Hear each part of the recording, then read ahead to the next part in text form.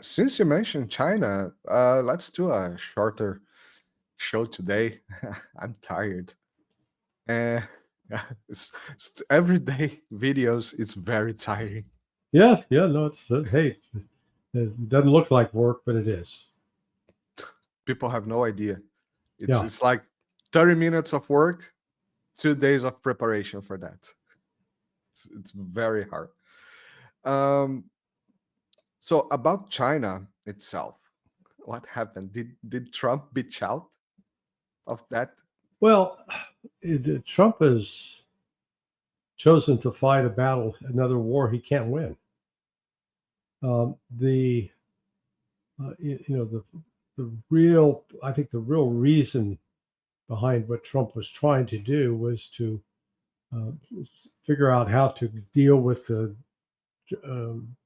astronomical debt, the foreign debt of the United States.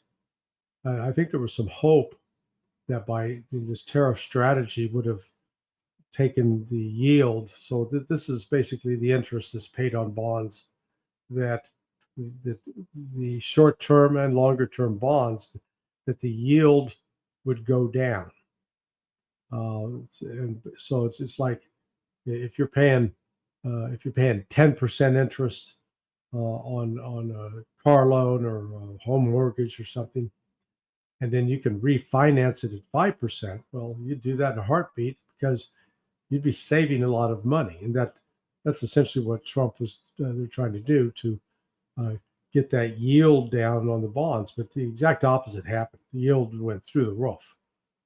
So now the United States is going to have to pay out more money, and the United States falsely believes this tariff war is actually a good metaphor for what would happen if we went to war with Iran. Because we like to believe that we're so powerful in the United States and so essential that nobody can live without us. And what we're discovering is that China does not need a single thing from the United States that only the United States can supply. Not a single thing.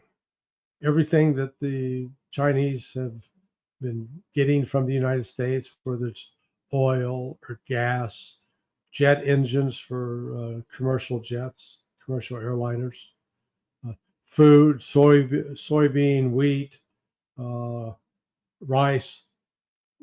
There are other countries that can provide that. So, China would go get it from somewhere else. And then those manufacturers in the United States, they'll be screwed. So they may not have as good an opportunity to sell their goods elsewhere.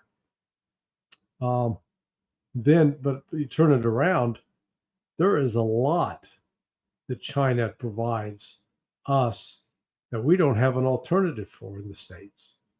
iPhones, iPads, they cut those off. There goes an entire large segment of the consumer market in this country. Rare earth minerals that are essential components, essential ingredients in making a variety of military weapon systems and explosives. So again, Trump he's picked the fight and tried to humiliate the Chinese in the process. And as I heard, this one Chinese commentator say the other day, very defiantly, look, we fought the United States to a standstill in Korea, and we didn't have an Air Force and we didn't have a Navy. We're better now. So, they're defiant. They're pissed off. And it's I don't think this is going to end well for Trump. It was stupid. And I think it's an absolute stupid thing to do. Instead of, he claimed, it depends on what the goal of it is. He says that it's about bringing jobs back to the States.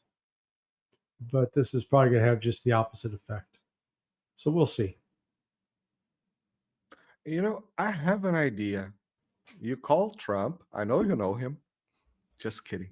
Yeah. Call Trump and tell him that he can go to the Bank of BRICS and ask for a loan with lower Yeah. interest rates and pay his debt, and then just sell its debt, just change to the Bank of BRICS. Tell him I said that. You're welcome, United States. I just saved you 5 But- minutes. Yeah. Look, the United States, we've become accustomed to being a bully. You know, by virtue of having the reserve currency, we think we can tell everybody what to do. And the rest of the world is going, wait a minute, this is, no, you're not going to subject us to that. Oh, no, this stops now. So we've alienated a large segment of the world. And if you think those other nations aren't lining up to take advantage of us or to get payback, then you have a naive view of human history.